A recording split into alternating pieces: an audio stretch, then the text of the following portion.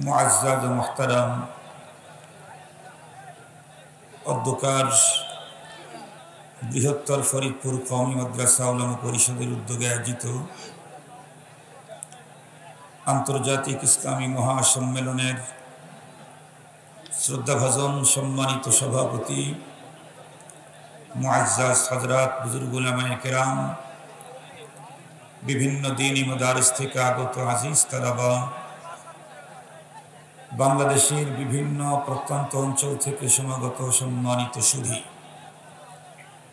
সর্বপ্রথম আল্লাহ পাকের দরবারে আলিশান লাখ কোটি শুকর, যে মহান সত্তা আমাদের হায়াতকে দীর্ঘায়িত করে আজকের এই মুহূর্ত পর্যন্ত সুস্থ সবল রেখে দুনিয়ার হাজারো ব্যস্ততাকে পিছনে ফেলে রেখে দ্বীনের নিসবতে কোরআনে পাকের মুহাব্বতে জান্নাতি আয়োজনে সাম্প্রতিককালের শ্রেষ্ঠ মানুষ উলামায়ে কেরামের সান্নিধ্যে বিশ্বের শ্রেষ্ঠ গ্রন্থ কোরআনুল কারীমের আলোচনার বরকতপূর্ণ ইজলাসে কাউকে খতিব, কাউকে মুখাতাব হিসেবে হাজিরির যে সাআদত দান করলেন, সে মহান মহিয়ানের দরবারে আমরা প্রত্যেকেই শুকরগুজার হচ্ছি। জবান খুলে ভক্তি সহকারে মোহাব্বত নিয়ে দিল থেকে আবেগের সাথে উচ্চ কণ্ঠে সকলেই পড়ে নেই আলহামদুলিল্লাহ। সম্মানিত উপস্থিতি, আমি প্রথমেই কুষ্টিয়ার গণমানুষ এবং হযরত উলামায়ে কেরামদের শুকরিয়া জানাচ্ছি। আজ থেকে 28-29 দিন পূর্বে আপনাদের ফরিদপুরের গণমানুষ এবং উলামায়ে কেরামের শুকরিয়া জানাচ্ছি। আজ থেকে 27-28 দিন পূর্বে বাহিরদিয়া মাদ্রাসা সহ 3টা মাদ্রাসার প্রোগ্রামের উদ্দেশ্যে কক্সবাজারের টেকনাফ থেকে রওনা করে ফরিদপুর শহর পর্যন্ত ঢুকতে আমি অসুস্থ হয়ে পড়ি। পরবর্তীতে সরাসরি হাসপাতালে গিয়ে ভর্তি হয়ে যাই। লম্বা টাইম থাকা লাগে নাই, 24 ঘন্টা ছিলাম। ডাক্তারদের পরামর্শ ছিল আরো একদিন থেকে যাওয়া, কিন্তু আমার আম্মা বেঁচে আছেন, আমার ছেলে মেয়ে, স্ত্রী, পুত্র, কন্যা যারা আছে তারা কাউকে এখানে আসতে দেই নেই। তারা বেশি বিচলিত ছিল, এ কারণে 24 ঘন্টা পরেই ঢাকার উদ্দেশ্যে বের হয়ে চলে গিয়েছিলাম। সেই মুহূর্তে হাসপাতাল কর্তৃপক্ষ, উলামায়ে কেরাম এবং সাধারণ মুসলমান আমাকে অনেক বেশি সম্মান, ভালোবাসা এবং খেদমত করেছে, যার প্রতিদান তো আল্লাহ পাক দিবেন। আমি ভাবতেছিলাম ওনাদের সেই অস্বাভাবিক ভালোবাসার কথাগুলি কখন জানাবো আমি। ফরিদপুরের উলামায়ে কেরাম এবং তাওহীদি জনতা, হাসপাতাল কর্তৃপক্ষ, ডাক্তাররা সহ অনেক অনুপম, অনেক সুন্দর ব্যবহার করেছেন, খেদমত করেছেন। আল্লাহ যেন তাদেরকে দুনিয়া এবং আখিরাতে জাযায়ে খায়ের দান করেন। আর একটা কথা আপনাদের কাছে অনুরোধ রাখব, সেটা হলো আজকে তো আমাদের মাঝে উপস্থিত হয়েছেন শুধু বাংলাদেশের তাওহীদি জনতার হৃদয়ের স্পন্দন না, তামাম পৃথিবীতে যত জায়গা পর্যন্ত মুসলমান আছে তত জায়গা পর্যন্ত যেই মানুষটার নাম ছড়িয়ে পড়েছে, উনি শেখুল হাদিস ইবনে শেখুল হাদিস আল্লামা মামুনুল হক। আল্লাহ পাক, আমরা ওনাকে নিয়ে অনেক বড় স্বপ্ন দেখছি এবং ইনশাআল্লাহ কোটি কোটি তাওহীদি জনতার স্বপ্ন আল্লাহ পাক একদিন বাস্তবায়ন করবেন। মুহতারাম, এখানে আসবেন, আপনারা যে অনেক কথা বললেন, আওয়াজ করলেন, এটা কিন্তু মাহফিলের জন্য বেমানান। নীরব থাকলেই সবচেয়ে সুন্দর হবে। উনি আসবেন, বসবেন, আপনাদের উদ্দেশ্যই তো কথা বলবেন। এজন্য মুসাফার জন্য, সাক্ষাতের জন্য ভিড় করলে ওনার জন্য কষ্ট হবে। উনি যখন আসবেন আপনারা এখন যেমন শান্ত আছেন, দেখার জন্য, গাড়ি দেখার জন্য, কাজ করার জন্য আগায় যাবেন না। এটা আপনাদের কাছে আমার বিনয়ের সাথে আবেদন। কারণ উনি তো আপনাদেরকে বয়ান করার জন্যই আসতেছেন। তাহলে এখান থেকে উঠে গিয়ে রাস্তাতে ভিড় করা, জাম করার কোনো যুক্তিকতা নেই। ইনশাআল্লাহ বয়ানের পরে ওনার জন্য প্রাণ খুলে দোয়া করবেন, পুরো মুসলিম উম্মার জন্য দোয়া করবেন। আজকের এই মাহফিল পরিচালনায় যাদের অক্লান্ত পরিশ্রম, তাদের জন্য দোয়া করবেন। প্রশাসন, রাজনৈতিক নেতা যারা এই মাহফিলের জন্য সহযোগিতা করেছেন, তাদের জন্য দোয়া করবেন। যারা সহযোগিতা করতে পারে নাই কিন্তু মুসলমান, তাদের জন্য হেদায়েতের দোয়া করবেন। হেদায়েত যদি তাদের কপালে না থাকে, তাহলে আল্লাহ পাক অন্যদেরকে যেভাবে পাকড়াও করেছেন সেইভাবে পাকড়ায়ের দরখাস্ত জমা দিবেন। প্রথমে হেদায়েতের দোয়া করবেন।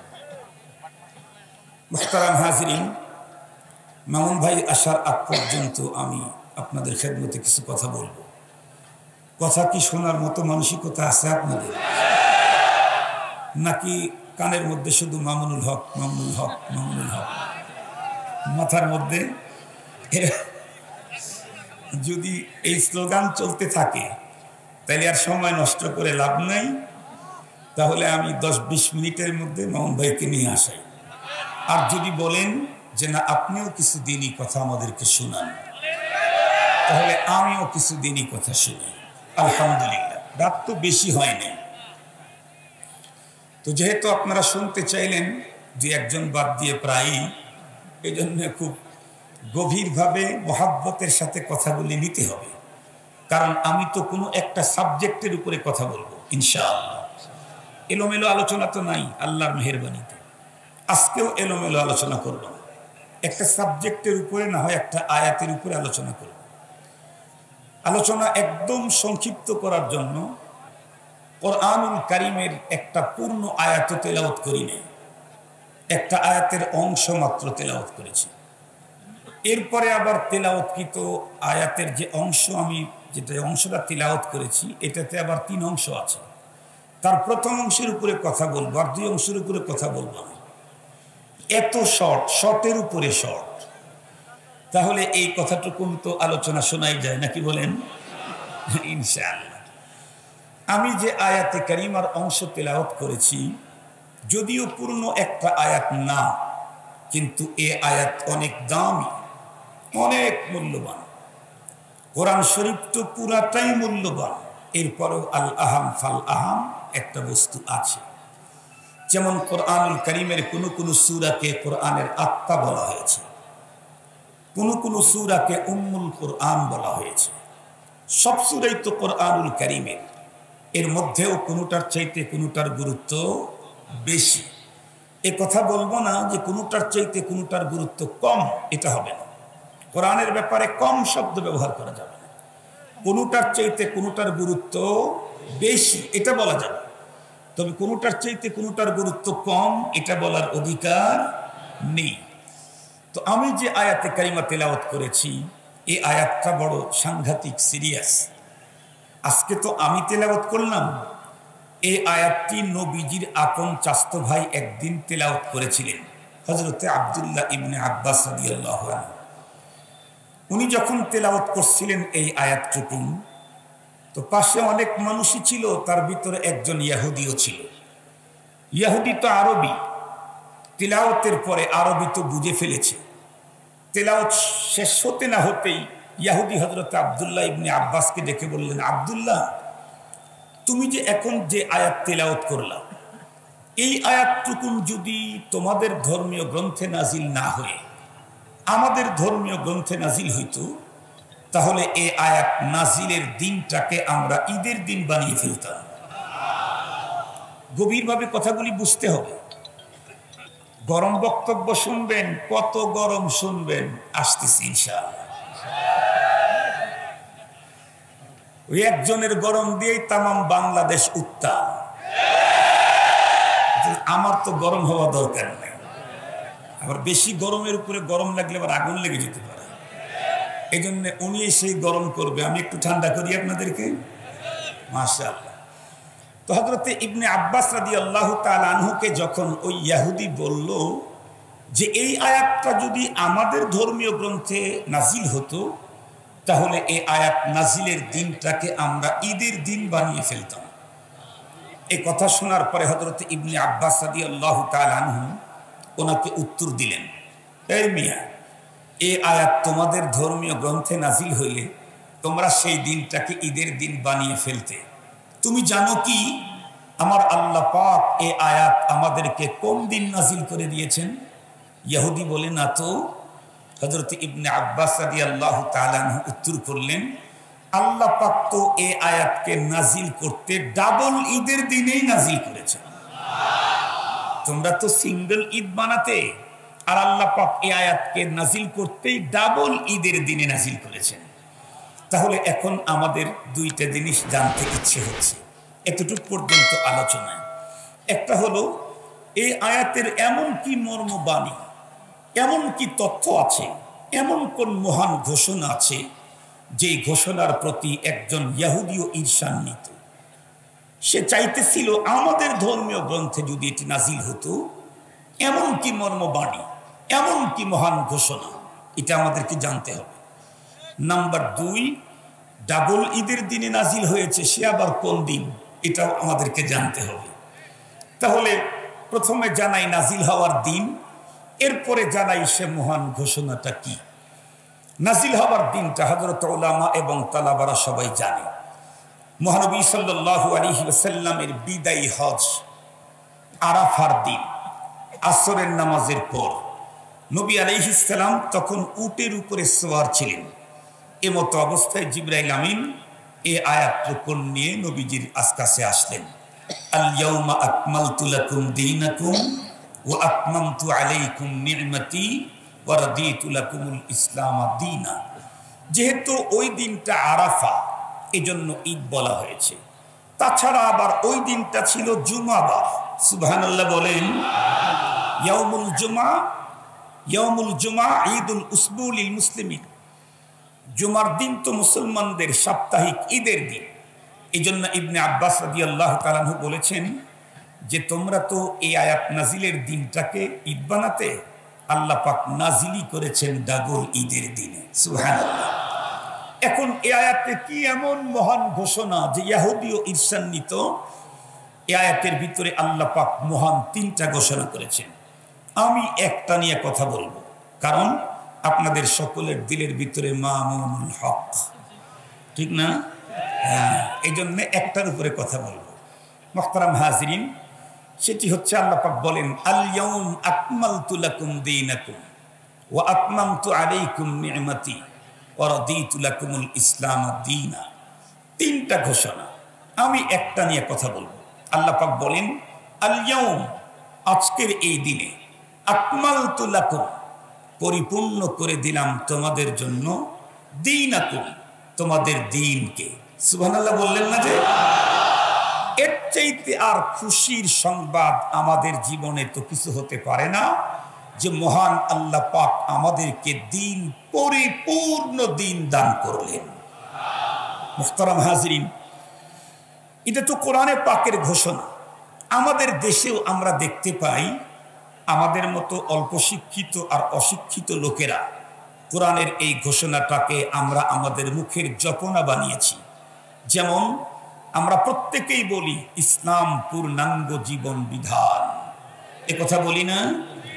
আমরা এটাও দেখি পাশাপাশি আমাদের দেশে মুসলিম নেতা যারা আছে, মুসলমান লিডার, রাজনীতি করে, সরকারি দল করুক, অন্য দল করুক, এরা যদি কখনো কোনো ধর্মীয় অনুষ্ঠানে বক্তব্য দেয়, তাদের মুখ থেকে আমরা 2টা শব্দ বেশি শুনতে পাই। একটা হলো ইসলাম মানেই শান্তি। এটা দেখবেন আমার মনে হয় 100 জনের 100 মিয়া মিয়া এই বক্তব্যটা দিবেই। তাদেরকে ধর্মীয় কোনো অনুষ্ঠানে সুযোগ করে দিলে আমাদের দেশের রাজনৈতিক মুসলিম নেতারা বলবে ইসলাম মানেই শান্তি। আর একটা ঘোষণা তাদের মুখ থেকে শুনি যারা আপার শিক্ষিত, কি তারা বলে হচ্ছে Islam is complete code of life. এ বক্তব্যটা আমরা তাদের মুখ থেকে শুনতে পাই। আমরা ওই সমস্ত রাজনৈতিক নেতাদেরকে অন্তরের অন্তঃস্থল থেকে অভিনন্দনবাদ, সাধুবাদ, মোবারকবাদ জানাই। কারণ তারা সত্য এবং বাস্তব দুইটা কথার স্লোগান দিচ্ছে, যদিও এই কথাটা আমল করতে এখনো পারেনি, কিন্তু কমপক্ষে মুখের ভিতরে তো আছে, দিলের ভিতরে বসছে কিনা জানি না, আমল যে শুরু হয় নাই এটা তো দেখাই যায়, তবে মুখে তো আছে। তো Islam is complete code of life, এটা আমরা বলি, কিন্তু আমাদের কাজটা কিন্তু এর সাথে মিল নাই। কথার সাথে আমাদের বক্তব্যের সাথে কর্মের কোনো মিল নেই, অনেক ক্ষেত্রে বরং উল্টাটা দেখি।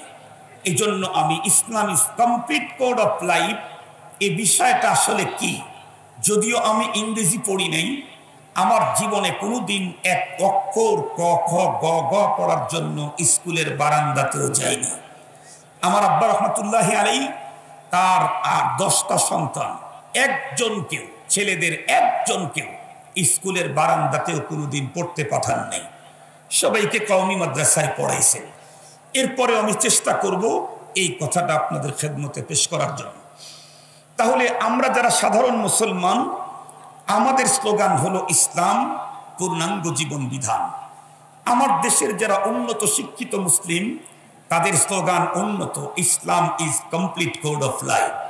আল্লাহ পাক রব্বুল আলামিনের চূড়ান্ত ফরমান, আল ইয়াউম আকমালতু লাকুম দীনাকুম।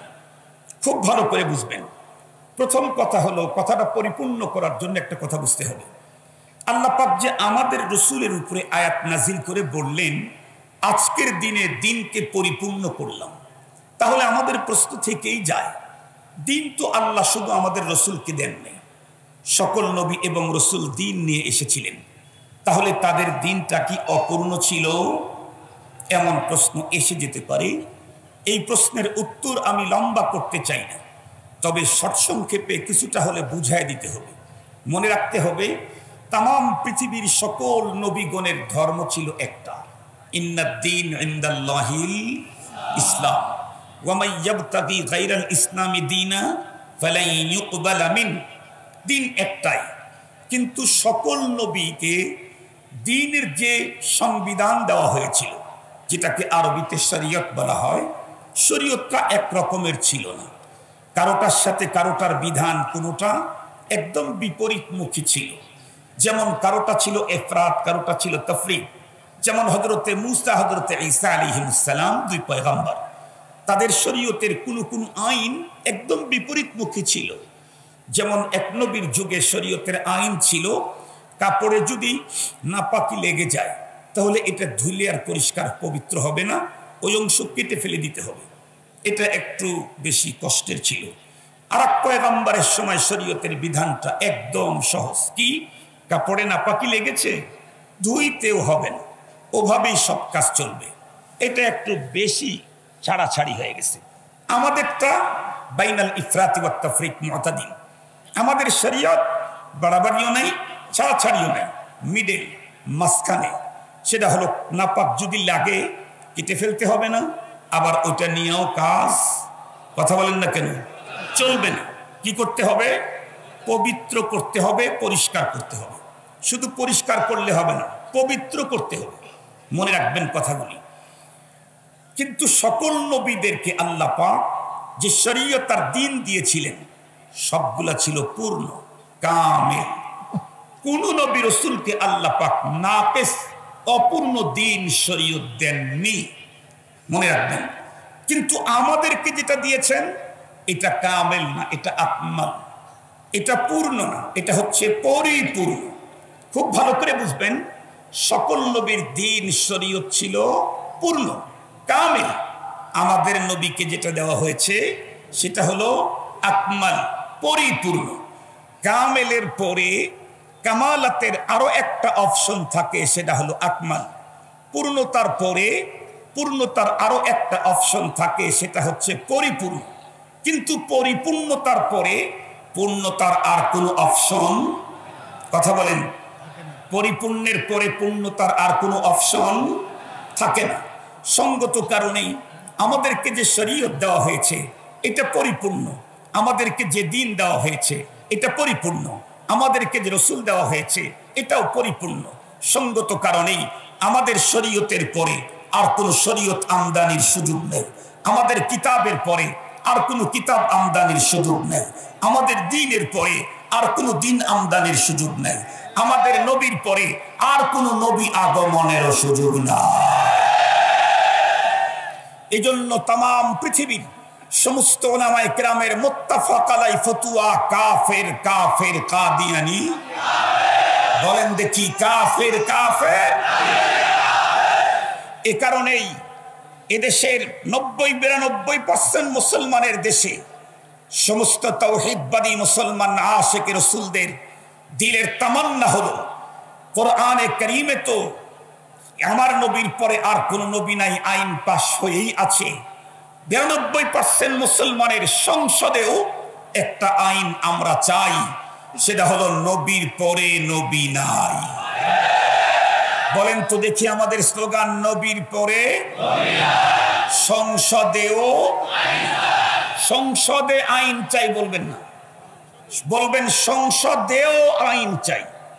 কারণ সংসদে আইন চাই যদি বলেন তাহলে আমাদের দেশে কিছু মুরগি সাহিত্যিক আছে, চিনেন নাকি? ওরা চিনেন? অত সাহিত্যিকতার অনেক মার প্যাস আছে। ওরা তখন বলবে, কারণ ওরা যেহেতু এ কথা বলতে পারে যে মুহাম্মাদুর রাসূলুল্লাহর স্ত্রীগণ ওনার অবর্তমানে দুনিয়া থেকে চলে যাওয়ার পরে অন্য কাউকে বিয়ে করতে পারবেন না, এটা মনে হয় মুহাম্মদ আল্লাহ পাকের কাছ থেকে পাশ করায় নিয়েছে। এই জাতীয় মন্তব্য যেহেতু ওই জাতীয় সাহিত্যিকেরা করতে পারে, স্বাভাবিক কারণেই আমরা যদি বলি নবীর পরে নবী নাই সংসদে আইন চাই, তাহলে ওরা মনে মনে ভাববে নবীর পরে নবী নাই, এই আইনটা আগের থেকে পাস হয় নাই, নতুন করে সংসদে চায়। আমরা ওদেরকে বুঝায় দিতে চাই নবীর পরে নবী নাই, এই আইন তো কোরআনে 1500 বছর আগেই পাস হয়েছে, সংসদেও মুসলমানদের দেশে আবার পাস চায়। এজন্য আমাদের স্লোগান নবীর পরে নবী নাই সংসদেও। একটু স্লোগান দেন দেখি। মাশাআল্লাহ, মনে থাকবে তো ইনশাআল্লাহ? নবীর পরে নবী নাই, সংসদেও আইন চাই। মাশাআল্লাহ, ক্লিয়ার তো আপনারা? আলহামদুলিল্লাহ। কোন মুরগি সাহিত্যিক যাতে ঢুকতে না পারে। মুহতারাম হাজরিন, এখন আসেন তো আল্লাহ পাক কি বললেন? আজকের দিনে আমি দিনকে পরিপূর্ণ করে দিলাম। যেহেতু দিন পরিপূর্ণ, আমাদের দেশের মুসলিম নেতাদেরও slogan Islam is complete code of life. তাহলে আমার জিজ্ঞাসা হলো, ইসলাম কখন পরিপূর্ণ হবে? যখন একজন মানুষের জীবনের যত দিক, যত সাইড, যত অপশন, যত ফাংশন আছে, সব জায়গাতে যদি ইসলাম স্পষ্ট নীতিমালা দিতে সক্ষম, তখন ওই ইসলাম ইজ কমপ্লিট। কথা বলেন না কেন? আর যদি মানুষের জীবনের কোনো একটা ক্ষেত্রে ইসলাম স্পষ্ট নীতিমালা দিতে পারে নাই, তাহলে ইসলামকে কমপ্লিট বলার কোনো সুযোগ নাই। তাহলে আমার দেশের আপার শিক্ষিত মুসলিমদের slogan Islam is complete code of life, আমার দেশের অশিক্ষিত অল্প শিক্ষিত লোকদের স্লোগান ইসলাম পূর্ণাঙ্গ জীবন বিধান। আমার আল্লাহ পাকের চূড়ান্ত ফরমান আল ইয়াউমা আকমালতু লাকুম দীনাকুম। সঙ্গত কারণেই আমাকে মানতেই হবে এ কথা, ইসলামের আমার জীবনের এমন কোনো দিক নাই যেখানে ইসলাম আমাকে কোড দেয় নাই, নীতিমালা দেয় নাই। আর যেই নীতিমালা ইসলাম আমাকে দিয়েছে, সেই নীতিমালাকে বাদ দিয়ে অন্য কোনো তন্ত্র মন্ত্র দাদা বাবুদের নীতিমালা দিয়ে কখনো মুসলিম হওয়ার সুযোগ নাই, কখনোই মুসলিম হওয়ার সুযোগ নাই। খুব ভালো করে কথাগুলি বুঝবেন, খুব ভালো করে কথাগুলি বুঝবেন। কেউ যদি চাকরি করবে পুলিশে আর পরবে হুজুরের জুব্বা, চলবে নাকি? চাকরি করবে আর্মিতে, পরবে হলো মডেল তারকাদের মতো সিরা ফাটা প্যান্ট শার্ট, বলেন দেখি চলবে নাকি? আপনি বলবেন আমি মুসলিম, আর আপনার জীবনের কোন ক্ষেত্রে ইসলামের নীতিমালা মানবেন না, আপনার বক্তব্যের সাথে কাজের মিল নাই, মুসলিম বলার সুযোগ নাই, বেশি থেকে বেশি মুনাফিক বলা যেতে পারে। ভালো করে শুনেন, গলাবাজি করে কথা বলি না, গলাবাজি করে কথা বলি না, বুঝে বলি, দেখে বলি, কোরআন শরীফ দেখে বলি, দেখে বলি। Islam is complete code of life মানে কি? Islam is complete code of life মানে ইসলাম মসজিদে ঢোকার নীতিমালা দিয়েছে, ইসলাম হজের নীতিমালা দিয়েছে, ইসলাম যাকাতের নীতিমালা দিয়েছে, ইসলাম নামাজ পড়ার নীতিমালা দিয়েছে, ইসলাম ঈদের নীতিমালা দিয়েছে, ইসলাম আমার আপনার বাবার কুলখানের নীতিমালা দিয়েছে। আর ইসলাম অর্থনীতি, সমাজনীতি, রাষ্ট্রনীতির নীতিমালা দেয় নাই। এটার নাম complete code of life. Complete code of life. ভালো করে বুঝবেন কথাগুলি, ভালো করে বুঝবেন। অমুসলিম যে, তাদের সাথে আমার কোনো কথা নাই। যে মুসলিম, সে যে সিরিয়ালের হোক, মন্ত্রীর সিরিয়ালের হোক, প্রশাসনের সিরিয়ালের হোক, এদেশের রক্ষকের সিরিয়ালের হোক, এদেশের শিক্ষকের সিরিয়ালের হোক, যেই সিরিয়ালেরই হোক না কেন, ভালো করে কথা বুঝতে হবে। Islam is complete code of life. এই স্লোগানটা আমরা কেমনে দিব? আমরা ওই পর্যন্ত পড়ি নাই, এটা তো আপনাদের স্লোগান। আমাদের স্লোগান হলো ইসলাম পূর্ণাঙ্গ জীবন বিধান। তাহলে এখন ভালো করে কথাগুলি বুঝবেন। আমাদের দেশে স্বাধীন দেশের স্বাধীন নাগরিক এরা কেউ আর্মিতে চাকরি করে। আমার ভাগ্নেও আর্মিতে আছে, আমার ভাগ্নে, আমার চাচা, আমার ছেলে, ধরেন আমার ভাতিজা, এরাই তো আর্মিতে আছে। ভালো করে বুঝবেন, ওরা কিন্তু স্বাধীন দেশের স্বাধীন নাগরিক। কিন্তু শুধুই আর্মিতে চাকরি করার কারণে চুল বড় হলে কাটার অধিকার আছে, কিন্তু যে কোনো ডিজাইনে কাটার অধিকার নাই। কথা বলেন না কেন? কোন আর্মি পার্সন নেইমার আর মেসি কাটিং দিতে পারবে চুল কাটতে? কোন army person Neymar Messi cutting দিতে পারবে না। আর্মি পার্সনকে আর্মি কাটিং দিতে হবে। আর্মি জামা যে পরবে, জামা ডিউটি পালন করতে অফিস চলাকালীন অবস্থায় এই জামার কাপড় চয়েস করার অধিকার নাই, প্রিন্ট চয়েস করার অধিকার নাই, কালার চয়েস করার অধিকার নাই, ডিজাইন চয়েস করার অধিকার নাই। কেন? স্বাধীন দেশের স্বাধীন নাগরিক হলে কি হবে? তুমি যেহেতু আর্মি পার্সন, এই জন্য তোমার পোশাক হতে হবে আর্মি ডিজাইনের। এমনকি পায়ের যে জুতা পরবে, জুতা, শু, এটাও যে কোনো জুতা পরে ডিউটি পালন করার কোনো সুযোগ। শু ডিজাইন দেবে কে? এবার কথা বলেন না কেন? শুর ডিজাইন দেবে কে? আর্মি দেবে, আর্মি দেবে। আর্মি শু পরে তাকে ডিউটি পালন করতে হবে। এমনকি বেচারা অসুস্থ হয়ে গেছে, বলেন তো দেখি, চিকিৎসায় যত্রতত্র নেওয়ার অধিকার আছে নাকি? চিকিৎসার ব্যাপারেও তার স্বাধীনতা নাই, কারণ তুমি নর্মাল কোনো ব্যক্তি নও, তুমি আর্মি পার্সন। তোমার চিকিৎসাতেও তোমার স্বাধীনতা নাই, তোমার চুল কাটাতে তোমার স্বাধীনতা নাই, তোমার পরনের পোশাকে তোমার স্বাধীনতা নাই, তোমার পায়ের সুর ব্যবহারে তোমার স্বাধীনতা নাই।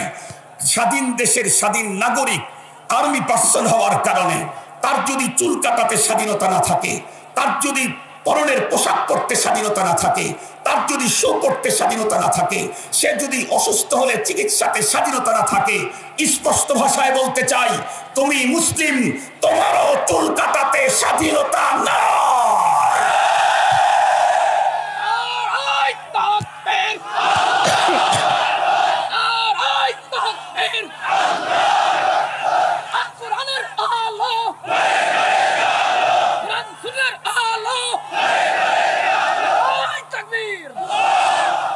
সম্মানিত হাজিরিন, আর্মি চুল কাটবে হলো আর্মি ডিজাইনে, মুসলমান চুল রাখবে মুহাম্মাদি ডিজাইনে।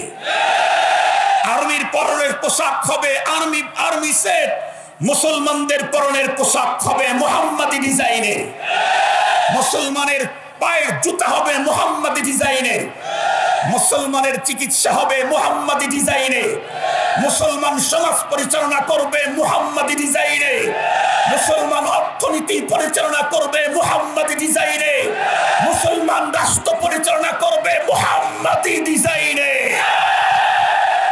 এদেশের একজন আর্মি যদি 6 মাস পর্যন্ত আর্মি কাটিং চুল না কাটে, পোশাক যদি না পরে, শু যদি না পরে, যেমন তেমন করে যদি ঘরে, ওই আর্মি যেমন আর্মিতে থাকতে পারে না।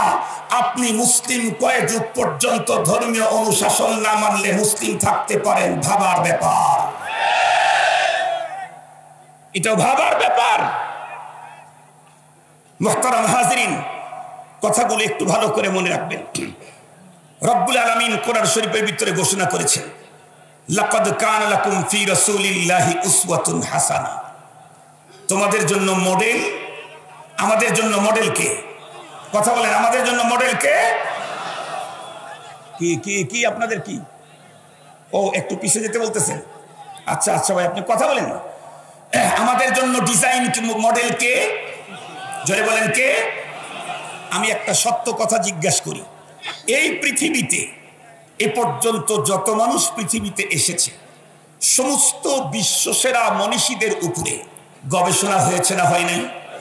কথা বলেন, গবেষণা হয়েছে না হয় নাই? গবেষণা যে করেছে, দি 100 বইটা যিনি লিখলেন, উনি কি কোনো মুসলিম? উনি মুসলিম পার্সন নন। গবেষণা করেছে হলো একজন ইহুদি। সেই ইহুদি তাম পৃথিবীর বিশ্ব সেরা সমাজ সংস্কারক, বিশ্ব সেরা রাষ্ট্রনায়ক, বিশ্ব সেরা প্রজা, বিশ্ব সেরা অভিভাবক, বিশ্ব সেরা ছাত্র, বিশ্ব সেরা উস্তাদ, সব দিক থেকে 100% গবেষণা করে করে করে করে আমার রাসূলকে পিছিয়ে নাম্বার দেওয়ার চেষ্টা করেছে 1000 বার। পেরেছে না ব্যর্থ হয়েছে? তো ইহুদি যদি তার কলমে কথা বলতে বাধ্য হয়, পৃথিবীর শ্রেষ্ঠ সমাজ সংস্কারক মুহাম্মদুর রাসূলুল্লাহ, পৃথিবীর শ্রেষ্ঠ অভিভাবক মুহাম্মদুর রাসূলুল্লাহ, পৃথিবীর শ্রেষ্ঠ রাষ্ট্রনায়ক মুহাম্মদুর রাসূলুল্লাহ, তাহলে মুসলিম দেশের মুসলিম শাসকেরা পৃথিবীর শ্রেষ্ঠ রাষ্ট্রনায়ক মুহাম্মদুর রাসূলুল্লাহকে মানতে তাদের বাধা কোথায়? এদেশের জনগণ জানতে চায়। মুহতারাম হাজিরিন, কথাগুলো একটু ভালো করে বুঝবেন। শুধুমাত্র কেবলমাত্র রাষ্ট্র পরিচালনাতেই আমার রাসূল আমার মডেল তা কিন্তু না। ফ্যামিলি পরিচালনাতেও আমার রাসূল আমার মডেল। আমার ব্যক্তিগত জীবন পরিচালনাতেও আমার রাসূল আমার মডেল। আমার চুল কাটাতেও আমার রাসূল আমার মডেল। আমি শুধু আপনাদের অন্তরে একটু টাচ লাগায় দিতে চাই, ইসলাম যে প্রকৃতই কমপ্লিট কোড অফ লাইফ, ইসলাম যে প্রকৃতই পূর্ণাঙ্গ জীবন বিধান। যার কাছে ইসলাম আছে তার কাছে নতুন কোনো গবেষণা করে জীবনের নীতি নির্ধারণের কোনো প্রয়োজন নাই। যার কাছে ইসলাম নাই, সেই 1000 বছর পর্যন্ত গবেষণা করতে করতে করতে করতে যখন ইসলামের কাছে আসবে, তখন ওই প্রকৃত সমাধান পাবে। আমার কাছে যেহেতু ইসলাম আছে, সুতরাং আমি তো আর নতুন কোনো তন্ত্রমন্ত্র আবিষ্কারের কোনো যুক্তিকতাই নেই। যাদের কাছে নেই, ওরা খুঁজতে খুঁজতে খুঁজতে খুঁজতে খুঁজতে খুঁজতে যখন ইসলামেরটা পাবে, ওরা তখন খুশিতে আত্মহারা হবে। আজকের পৃথিবীতে যা হচ্ছে আপনারা দেখেন, এই যে লকডাউন, এই যে কোভিড-19 করোনা ভাইরাস আক্রমণের পরে পৃথিবীর নাম করা বেশ কিছু মানুষ ইসলামে দীক্ষিত হয়েছে। এসেছিল ইসলাম, কোরআন, পয়গম্বরের ভুল ধরার জন্য, ঢুকে যখন পড়েছে আর বের হতে পারে নাই, নিজেই তখন ইসলামের মালা গলার ভিতরে পরিয়ে ফেলেছে। মুহতারাম হাজিরিন, আমি শুধু একটু আপনাদেরকে টাচ দেব যে আমাদের ইসলাম প্রকৃতই পূর্ণাঙ্গ জীবন বিধান। আমি বলেন তো দেখি, এই পৃথিবীতে কি এমন একজন মানুষ পাওয়া যাবে যেই লোকটা সারা জীবন শুধু সুখে ছিল, দুঃখ তাকে টাচ করে নেয়? পাবেন? এমন মানুষ কি পাওয়া যাবে যার সারা জীবন শুধু দুঃখই ছিল, কোনোদিন সুখ সে ভোগ করে নেয়? পাওয়া যাবে? কেন পাওয়া যাবে না? পৃথিবী হলো সুখ দুঃখের মিলন মেলা।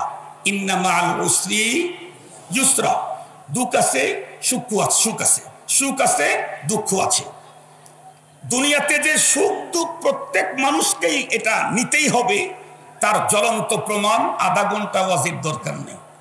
আমি শুধু 2 জন মহিলার নাম বলব, তাই বুঝবেন যে দুনিয়াতে সুখ দুঃখ হবেই হবে। 2 মহিলার শুধু নাম বলব। আমার জানা মতে বাংলাদেশে এই 2 জনের চাইতে বড় দামি মানুষ আর নাই। জগতের দিক থেকে। একজন এখনকার প্রধানমন্ত্রী আর একজন তখনকার প্রধানমন্ত্রী। চিনেন তো আপনারা? এই দুইজন মহিলার দিকে তাকায় দেখেন, একজনের যখন সুখ হয় আর একজনের দুঃখের সীমা থাকে না, আর একজনের যখন দুঃখ হয় আবার ওই জনের সুখের সীমা থাকে না। ঠিক বললাম না? ঠিক বললাম? তাহলে আমার দেশের যত বড় ডিগ্রিদারি হোক, London, German, Japan, America, Scotland, Ireland, Finland, দুনিয়ার কত ল্যান্ডে গেল আর কত রকমের ডিগ্রি নিয়ে আসলো, নিয়ে আসার পরে ইক্তেদা করতে হয় এই দুইজনের পিছনে। কথা বলেন না কেন? কথা বলেন না কেন? ইক্তেদা তো এই দুইজনের পিছনেই করতে হয়। আজ পর্যন্ত তো কেউ ইমাম হওয়ার যোগ্যতা দেখায় নাই। এক চাচা ইমামতি করতে চেয়েছিল কিন্তু শেষ পর্যন্ত পারল না, দুনিয়া ছেড়ে চলে গেল। খুব ভালো করে বুঝবেন। তাহলে এই দেশের ভিতরে সবচাইতে পাওয়ারফুল যে দুইজন, সেই দুইজনেরই একজনের সুখ আর একজনের দুঃখ, আর একজনের সুখ আর একজনের দুঃখ। তাহলে বোঝা গেল সুখ দুঃখ দুনিয়াতে আছেই। আমারও একদিন সুখ হবে, একদিন দুঃখ হবে, আপনাদেরও একদিন সুখ হবে, একদিন দুঃখ হবে। এখন কোনো মানুষ সুখ পেলে, আনন্দ পেলে সে কিন্তু হাসবে। কথা বলেন না কেন? কেউ যদি সুখ পায়, আনন্দ পায়, সে হাসবে না? কেউ যদি দুঃখ পায়, বেদনা পায়, লাঞ্ছনা পায়, তাহলে সে কাঁদবে। এখন বলেন তো দেখি, হাসার কাঁদার জন্য কি সুইচ টিপতে হয়? বাটন টিপতে হয়, ক্লিক করতে হয়, টাচ করতে হয়? আমাদের দেশের আধুনিক শিক্ষিত যুবকেরা বলে, হুজুর বিজ্ঞান কত উৎকর্ষ সাধন করেছে। কি হুজুর? দেখেন, দরজার সামনে গেলে দরজা অটোমেটিক খুলে যায়, ভিতরে ঢুকলে আবার এমনি বন্ধ হয়, অটো সেন্সার তৈরি করেছে। আমি ওই যুবকদেরকে বলি, এই যুবক, বিজ্ঞান তো অটো সেন্সার তৈরি করেছে মাত্র কিছুদিন আগে। সে অটো সেন্সার এক দরজার সাথে লাগাইলে 2 মাস, 6 মাস, 9 মাস পরে আবার নষ্ট হয়। আর আমার মালিক তো হযরত আদম আলাইহিস সালামকে যেদিন তৈরি করেছে, ওই দিন ওনার ভিতরে অটো সেন্সার লাগায় দিয়েছে। তোমার মধ্যেও দিয়েছে, আমার মধ্যেও দিয়েছে। বিজ্ঞান তো অটো সেন্সার লাগাইছে, গরিবের ঘরে লাগানো যায় না, বড়লোকের ঘরে লাগায়। আর আসমানের মালিক তো অটো সেন্সার লাগায় দিয়েছে, যার একটা হাত নাই, পা নাই, ওর ভিতরে অটো সেন্সার লাগানো আছে। অটো সেন্সার কি? কেউ যদি আনন্দ পায়, খুশির কিছু পায়, তাহলে সে অটো সেন্সারের কারণে একাই হেসে দেয়। ওকে ক্লিক করা লাগে না, টাচ করা লাগে না, বলা লাগে না বাবা হাসো হাসো হাসো, বলতে হয় নাকি? কেন? সেন্সার লাগানো আছে। আনন্দ পেলে, খুশি পেলে হেসে দিবে অটো সেন্সারের কারণে। দুঃখ পেলে, বেদনা পেলে কেঁদে ফেলবে অটো সেন্সারের কারণে। এই যে হাসি আর কান্না পৃথিবীর প্রতিটি মানুষের জীবনে আছেই। কথা বলেন, পৃথিবীর প্রতি মানুষের জীবনে আছেই, আছে। সেই হাসি আর কান্নার ব্যাপারে ইসলাম আমাকে স্পষ্ট নীতিমালা দিয়েছে। আল্লাহু আকবার বলেন। আমি যে হাসবো আর কান্না করব, এটার ব্যাপারেও ইসলাম আমাকে স্পষ্ট নীতিমালা দিয়েছে। তুমি মুসলিম, যেমন খুশি তেমন হাসি দিতে পারবা না। তুমি মুসলিম, ব্যথা তোমার যতই হোক, যেমন খুশি তেমন কান্না করতে পারবা না। তুমি মুসলিম, অটো পদ্ধতিতে পাস করছো, তাও আবার গোল্ডেন এ প্লাস। হাসি তো তোমার বাদ ভাঙ্গা হবে, একে তো অটো পাস, তারপরে গোল্ডেন এ প্লাস।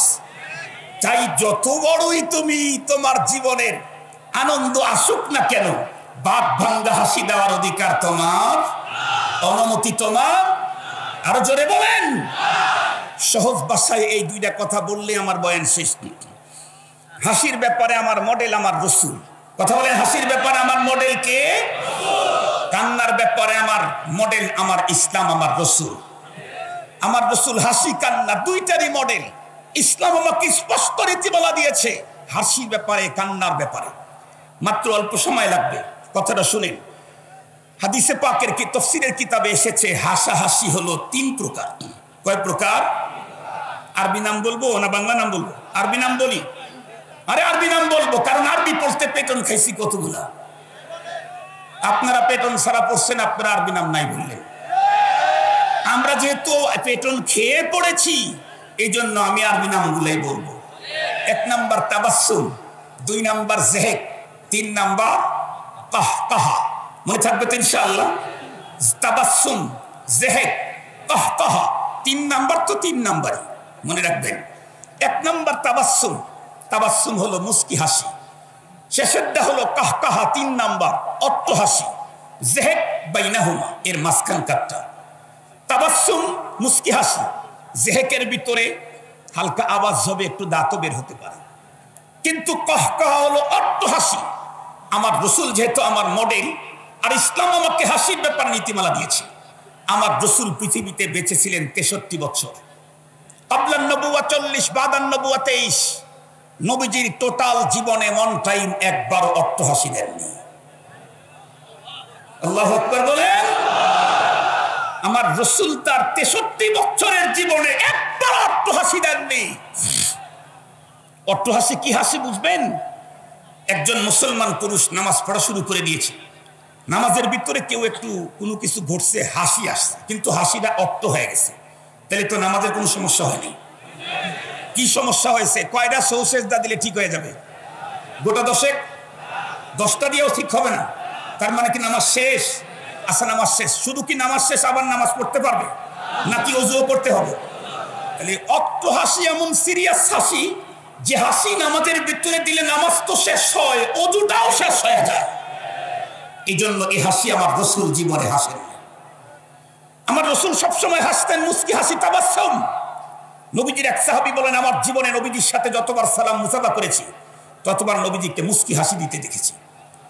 এই জন্য আমরা খুশি আনন্দ পেলে মুস্কি হাসবো, এমনকি সালাম দিতে গেলেও মুস্কি হাসবো। ইনশাআল্লাহ রাজি আছি না? মুসাফা করতে গেলে মুস্কি হাসি দেব। যদি কখনো আনন্দটা খুব বেশি হয়, অটো পাস তারপরে গোল্ডেন এ প্লাস, তাহলে আনন্দটা অনেক বেশি না, এটা মুস্কি হাসি দেখে হবে নাকি? তাহলে একটু জেহেক হাসেন, দাঁত বের করেই হাসেন, দাঁত বের করেই হাসেন। কয়টা বের করবেন? কি রুবাইয়াত, আজরাস, নামাজিস, নবীজির কয়টা দাঁত বের হইতো এটাও হাদিসে পাকের মধ্যে স্পষ্ট আছে। লম্বা কথা বর্ণনা করতে চাই না, তবে অট্টহাসি দেওয়ার অনুমতি। হাসির ব্যাপারে কথা শেষ করে দিলাম। তবে দুঃখের সাথে একটা কথা না বললেই নয়, আমার দেশের পুরুষেরা যে পরিমাণে অট্টহাসি দেয়, মুসলিম নারীরা তার চাইতে আরো একটু আগানো। অথচ মুসলিম নারীদের ব্যাপারে কোরআন তাদের আওয়াজের ব্যাপারে স্পষ্ট নীতিমালা দিয়েছে। ইয়া নিসাআন নবী লাস্তুন্না কাআহাদিম মিনান নিসা ইন ইত্তাকাইতুন্না ফালা তাখদা'না বিল কওল فيطمع الذي في قلبه مرض وقلنا قولا معروفا। নারীর আওয়াজের ব্যাপারে ইসলাম কোরআন স্পষ্ট নীতিমালা দিয়েছে। মুসলিম নারী, তুমি তোমার মধুর কণ্ঠস্বর ভিন্ন কোনো পুরুষকে শুনতে দিতে পারবে না। প্রয়োজনে ভিন্ন পুরুষের সাথে যদি কথা বলতেই হয়, কর্কশ স্বরে কথা বড় মধুর সুরে নয়, কারণ তুমি অন্য নারীদের মতো নও, তুমি মুসলিম নারী। তুমি যেমন তেমন চুল কাটতে পারবা না ভাই, কারণ তুমি আর্মি পারসন। মনে আছে না আপনাদের? ও বোন, তুমি যেমন তেমন আওয়াজ করতে পারবা না, কারণ তুমি মুসলিম পারসন। এই জন্য তোমার যেমন তেমন আওয়াজ করার অধিকার নেই। আল্লাহ পাক আমাদের সকলকে বুঝার তৌফিক দান করুন। তাহলে হাসাহাসি 3 প্রকার। মুসলমানদের জন্য অনুমোদন আছে কয় প্রকারের?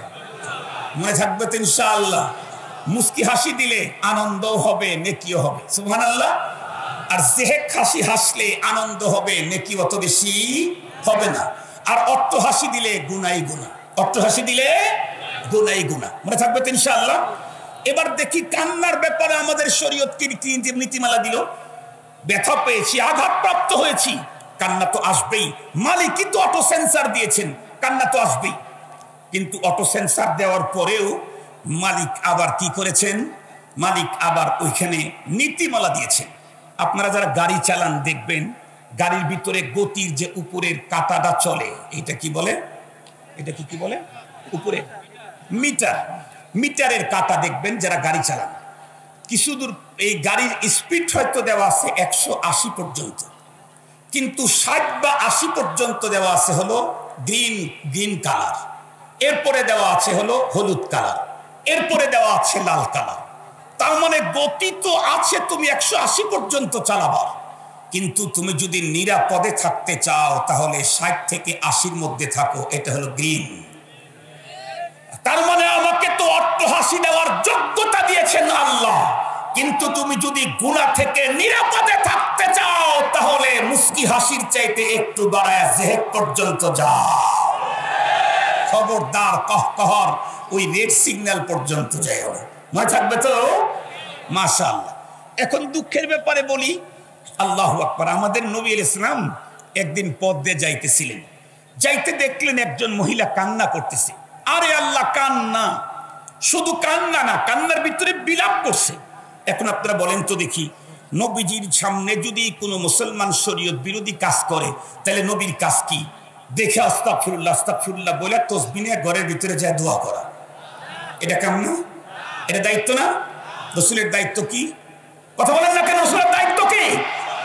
অবশ্যই সেখানে তাকে জানায় দেওয়া, তাকে বুঝায় দেওয়া, তাকে জানায় দেওয়া, এটাকে প্রতিবাদ করা, প্রতিরোধ করা। রাসূলের সামনে শরীয়ত বিরোধী কাজ হলে যেমন তাসবিহ পড়লে রাসূলের দায়িত্ব পালন হবে না, ফামা বাল্লাগতা রিসালাতা, রাসূলের অবর্তমানে নায়েবে নবী উলামায়ে কেরামের সামনে শরীয়ত বিরোধী কোনো কাজ হতে থাকলে তাসবিহ পড়লে দায়িত্ব পালন হবে না।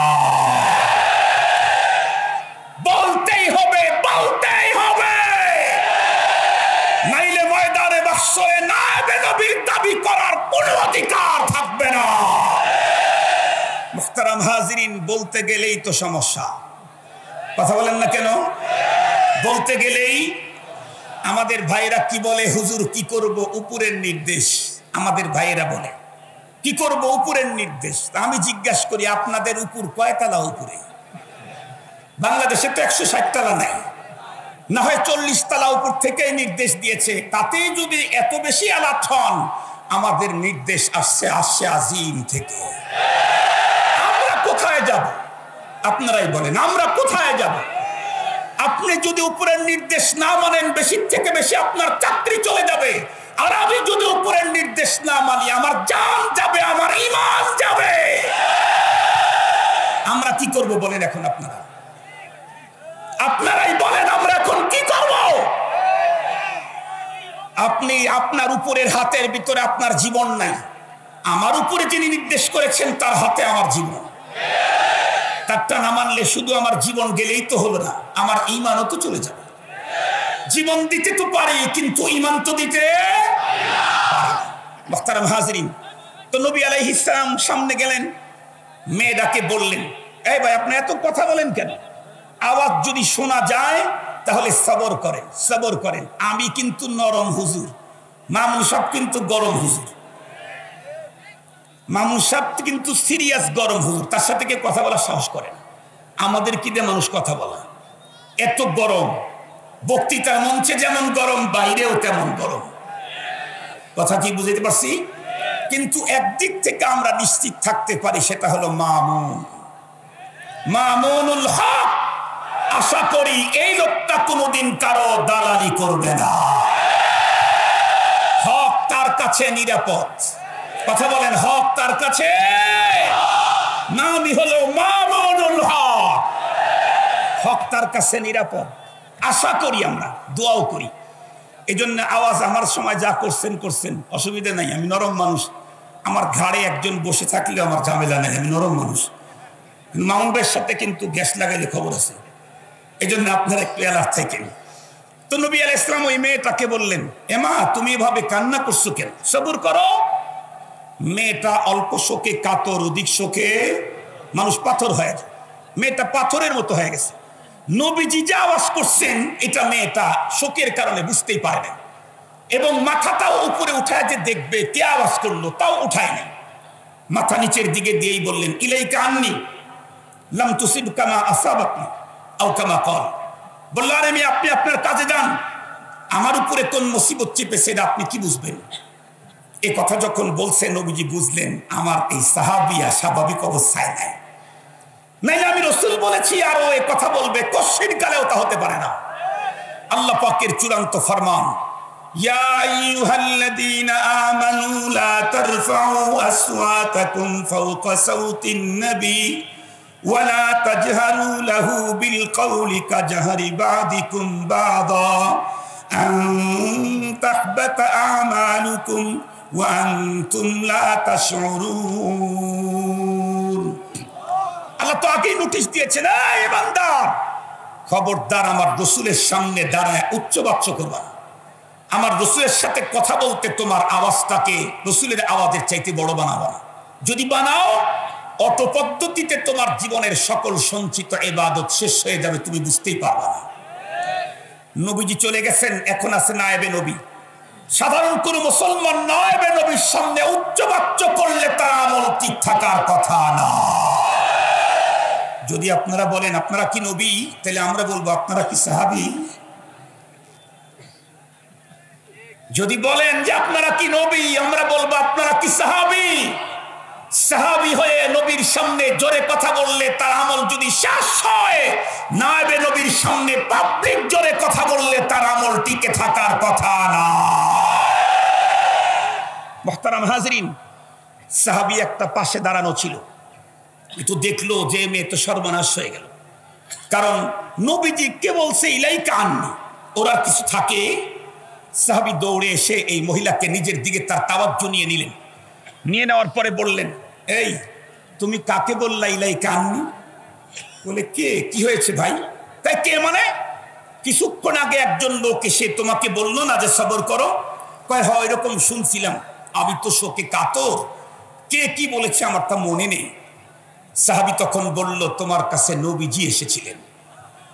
মেয়েটি তখন অবাক হয়ে গেছে। তারপরে নবীজি তোমাকে সবরের কথা বলছেন, আর তুমি তখন নবীজিকে বললে আপনার কাজে আপনি যান। সাহাবিয়া মহিলা সাহাবীর অন্তরে তখন নবীকে কষ্ট দেওয়ার আঘাতটা বেশি হয়ে গেল। বাবা হারাইছে, আপন হারাইছে, আঘাতটা তার কাছে কম। কারণ কারো আঙ্গুল কেটেছে, রক্ত বের হয়েছে, অবশ্যই ব্যথা। এরপরে হাতটাই কেটে গেছে, তাহলে ব্যথা কি আঙ্গুলেরটা এখন মনে পড়বে? মালুম হবে। সাহাবিয়ার অন্তরে আঘাতটা বেশি হয়ে গেল। সাহাবিয়া চলে গেলেন নবীজির কাছে। নবী আলাইহিস সালাম কাছে গিয়ে মাযরাত পেশ করলেন। দয়ার নবী তাকে ক্ষমা করে দিলেন। ক্ষমা যখন হয়ে গেল, নবী আলাইহিস সালাম তাকে বললেন, এভাবে কান্না করতে নাই।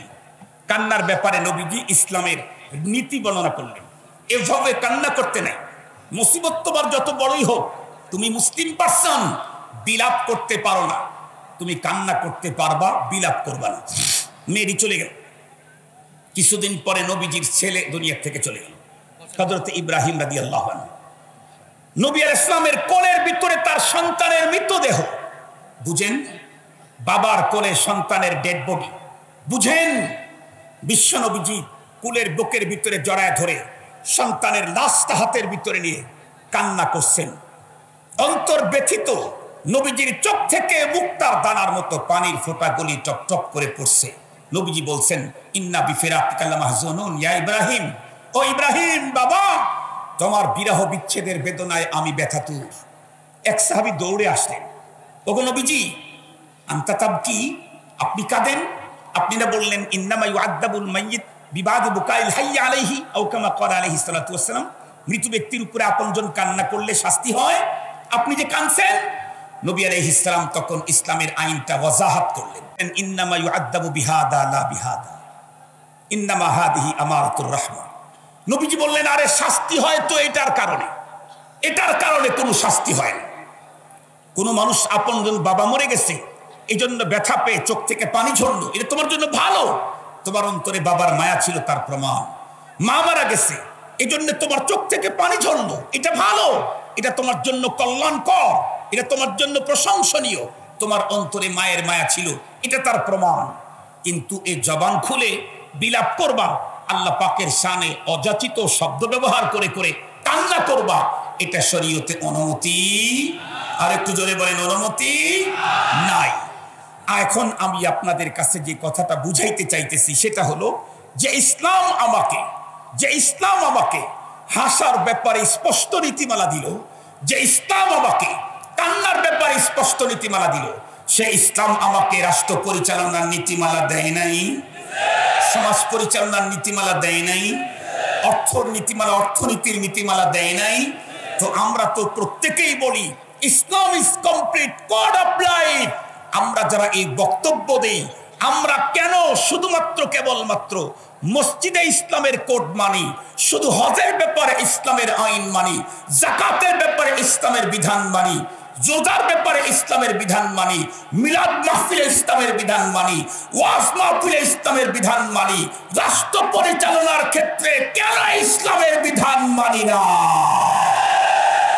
মুহতারাম হাজিরিন, আপনারাই তো বললেন Islam is complete code of life. Islam is complete code of life হতে চাইলে রাষ্ট্র পরিচালনা তো ইসলামের কোড মানতে হবে, দেশ পরিচালনায় ইসলামের কোড মানতে হবে, সমাজ পরিচালনায় ইসলামের কোড মানতে হবে, অর্থনীতির ব্যাপারে ইসলামের কোড মানতে হবে, ফ্যামিলি নীতির ব্যাপারে ইসলামের কোড আমাকে মানতেই হবে, মানতেই হবে। মুহতারাম হাজিরিন, আমি যদি মানি তাইলেই তো মুসলিম, না মানলে মুসলিম। একটু জোরে বলেন। একটা কথা বলেই আমার আলোচনা শেষ করে দিচ্ছি। এই যে আমার শরীর এখনো অনেক ঘামছে, এখন তো বয়ান করছি শক্তি দিয়ে, জন্য ঘেমে গেছে। গাড়ির ভিতরে বসে থাকি, আমার শরীর ঘেমে যায়, তো ডাক্তারকে ফোন দিলাম। ফোন দিলে ডাক্তার আমাকে বলল যে আপনার শরীরে মনে হয় পটাশিয়াম শর্ট, এই জন্য শরীরটা বেশি ঘামছে। দূর থেকে যেটা বুঝি আর কি উনি বললেন। তা আমি বললাম তাহলে পটাশিয়াম পাবো কোথায়? উনি বললেন ডাবের পানিতে প্রচুর পটাশিয়াম আছে। এখন এই কথা শোনার পরে এখন ধরে নেন আমি আমার বাড়িতে ডাবের গাছ লাগাইলাম 1000টা। ধরে নেন ডাবের গাছ যেগুলা লাগাইছি এটা নর্মাল গাছ লাগাইনি, সব হাইব্রিড গাছ লাগাইছি। হাইব্রিড চেনেন নাকি? বাংলাদেশে বাস করে যদি হাইব্রিড না চেনেন তাহলে তো আপনাদেরকে পাকিস্তানে পাঠায় দেওয়া দরকার।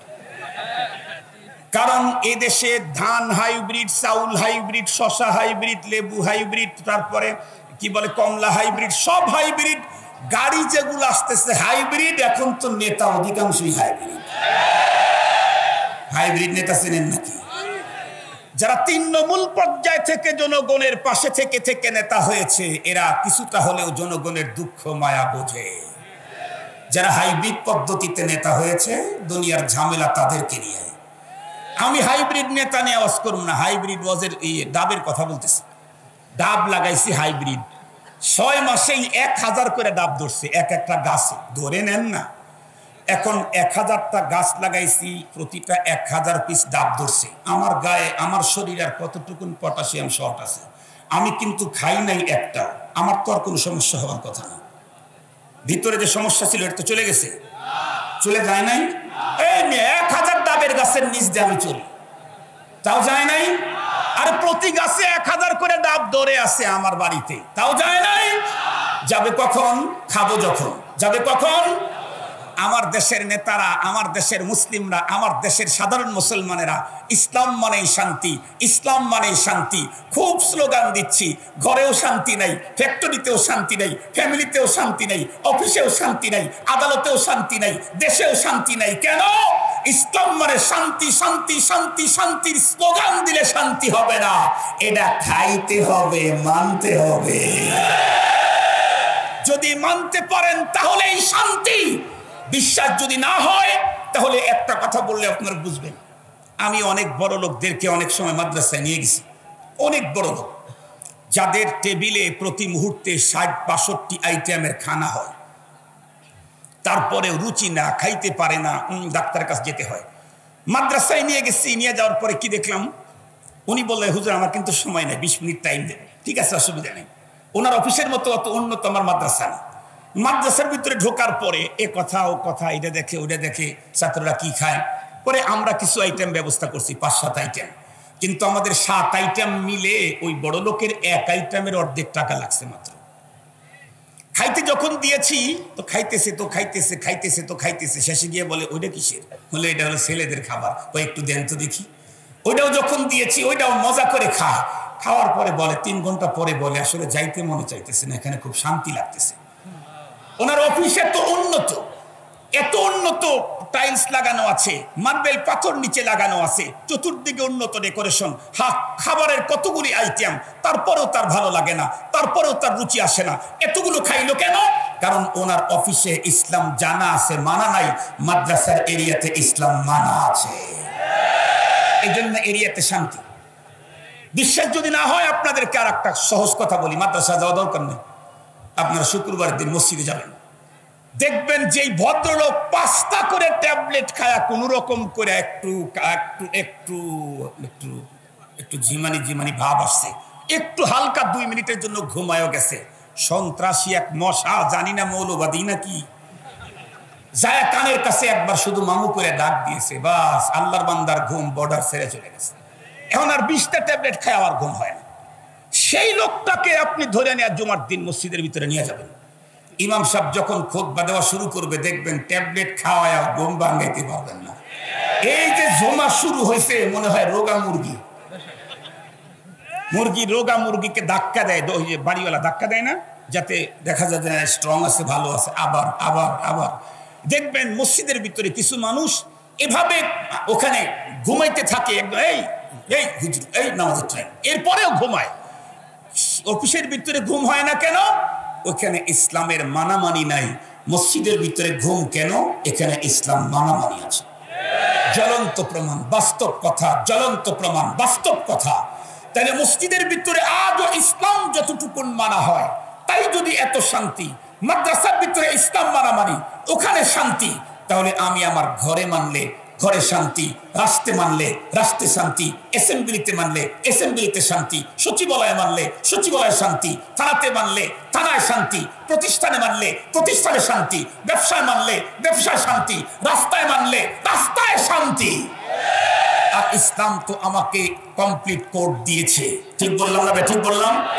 মুহতারাম হাজিরিন, আমি শুধু একটা জিনিস বুঝাবার জন্য এত সময় কথা বললাম, সেটা হলো আমরা প্রত্যেকে বলি Islam is complete code of life, কিন্তু আমরা ইসলামের কোড মানি।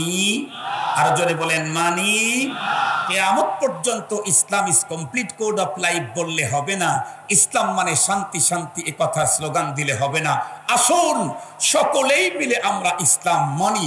দেশের রন্ধ্রে রন্ধ্রে আল্লাহ প্রদত্ত শান্তিকে আমরা ঢুকাইয়া দেই, নিজেরা শান্তিতে থাকি, জাতিকে শান্তিকে রাখি, আগামী প্রজন্মকে শান্তির সুন্দর একটা সমাজ তাদের হাতে দিয়ে আমরা পরপারে পাড়ি দেই। আল্লাহ পাকে তৌফিক আমাদেরকে দান করুক। জোরে বলেন আমিন। আর একটু জোরে বলেন আমিন। মুহতারাম হাজিরিন, আমি অল্পক্ষণের মধ্যে আমাদের নেতাজি আসবেন। নেতাজি চেনেন তো? কি জানি নাম? আর একটু জোরে বলেন। আমার তো মনে হয় ইরাকের যুদ্ধের সময় যেই পরিমাণে মানুষের নাম সাদ্দাম রাখছে, এই যুদ্ধে আমার মনে হয় বাংলাদেশে তার চাইতে বেশি মানুষ তাদের সন্তানের নাম রাখবে মামুনুল হক। শুরু হয়ে গেছে, অনেক জায়গাতেই শুরু হয়ে গেছে। বাচ্চার নাম রাখে মামুনুল হক, বাচ্চার নাম রাখে মামুনুল হক। সেই আমাদের কাঙ্ক্ষিত মানুষ, হৃদয়ের স্পন্দন, আত্মার ভালোবাসার সেই নায়ক আমাদের সামনে আসতেছেন। মহান নায়ক হবে ইনশাআল্লাহ দ্বীন ও ইসলামের। তার আগে একটা কথা আপনাদের কাছ থেকে স্বীকৃতি নিতে চাই, এরপরে কিছু কাজ করতে চাই। সেটা হলো কয় বছর হুজুর চলে এটা? কত বছর এটা? 30 বছর, 16 বছর না, টোটাল কত বছর? 30 বছর। 30 বছর হয় আল্লাহর মেহেরবানি ফরিদপুরের এ মাটিতে এই আন্তর্জাতিক সম্মেলন হয়ে আসছে। আপনারা কি চান কিয়ামত পর্যন্তই চলুক? সকলেই চান? সকলেই চান? আগামী দিনে এতটুকু স্প্যান্ডেল করার পক্ষে না, এর চাইতে আরো বড় করার পক্ষে? আরে কে কে বড় করার পক্ষে হাত উত্তোলন করেন না, একটু হাত উঁচা করেন। আমরা সবাই চাই এই সম্মেলন কিয়ামত পর্যন্ত চলুক। আমিন বলেন। আর জোরে বলেন আমিন। আগামী বছর এই স্প্যান্ডেলের এর চাইতে বড় চাই, বড় চাই। আমরা কর্তৃপক্ষের কাছে আবেদন জানায় দিলাম, তবে ওনাদের কাছে শুধু আবেদনই দিতে চাই না, আমরা কিছু সহযোগিতাও দিতে চাই। তাহলে হাত পকেটে ঢুকান, আমিও ঢুকাইতেছি। পকেটে ঢুকান, বিসমিল্লাহ বলে হাত, আমিও ঢুকাই।